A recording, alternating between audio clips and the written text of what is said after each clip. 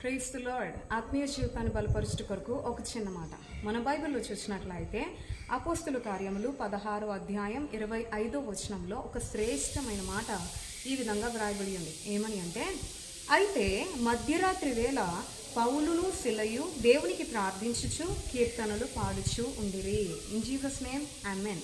ఎంత శ్రేష్టమైన మాట అండి. పౌలు శిల అంట మధ్యరాత్రి వేళ దేవునికి ప్రార్థిస్తూ దేవుని స్తుతిస్తూ వస్తున్నారంట. నిజానికి పౌలు శిల ఎక్కడున్నారు అంటే చెరసాలలో బంధించబడి ఉన్నారు.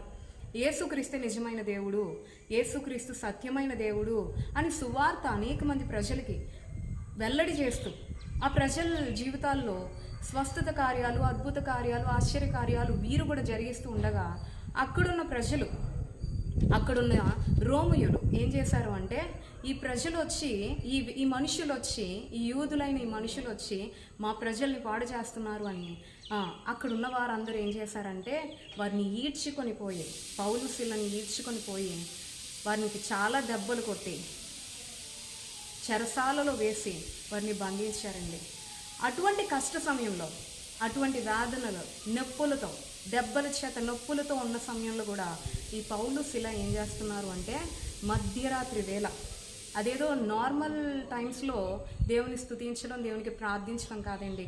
మనమైతే కంఫర్ట్ టైమ్స్లో మనకి కంఫర్ట్గా అనిపించినప్పుడు దేవుని చాలా చక్కగా స్తుతించేస్తాం, దేవునికి ప్రార్థించేస్తాం. కానీ మధ్యరాత్రి వేళ మనం బాగా నిద్ర వచ్చినప్పుడే లేచి నువ్వు ప్రార్థించు, దేవుని సమయమందు ఉత్సాహంగా స్తుతించు అంటే మనమైతే ఆసక్తి చూపించలేని వారిగా చాలామంది ఉంటున్నాం కదండి. కానీ ఈ పౌలు శిల అయితే అలా ఉండట్లేదు. వారు మధ్యరాత్రి వేళ చెరసాలలో ఉన్నప్పటికీ మధ్యరాత్రి వేళ పౌలు శిల దేవునికి ప్రార్థిస్తూ కీర్తనలు పాడుతున్నారంట. ఈ సమయమందు వీరి ద్వారా మనం నేర్చుకోవాల్సిన విషయం ఏంటి అంటే, మన జీవితాల్లో కూడా కష్టాలు వస్తాయి, మన జీవితంలో కూడా అవమానాలు వస్తాయి, నిందలు వస్తాయి. మనం ప్రభువు కొరకు జీవిస్తున్నప్పుడు మనం వీరు బహుగా ప్రేమించిన వారే, మనల్ని బహుగా ప్రేమించిన వారే మనకి శత్రువులు అయ్యే టైం కూడా వస్తుంది. అటువంటి సమయంలో కూడా మనల్ని ఈడ్చుకొని పోయే సమయం వస్తుంది. దెబ్బలు కొడతారు, అవమానిస్తారు, మనల్ని పొగిడిన వారే తిడతారు. ఇలాంటి సిచ్యువేషన్లో కూడా మనం ఏం చేయాలి అంటే దేవునికి ప్రార్థించాలి, పౌలు శిలల వలె స్తుతించాలి కూడా. కష్టంలో అందరూ దేవునికి ప్రార్థిస్తారు కానీ స్తుతించరు.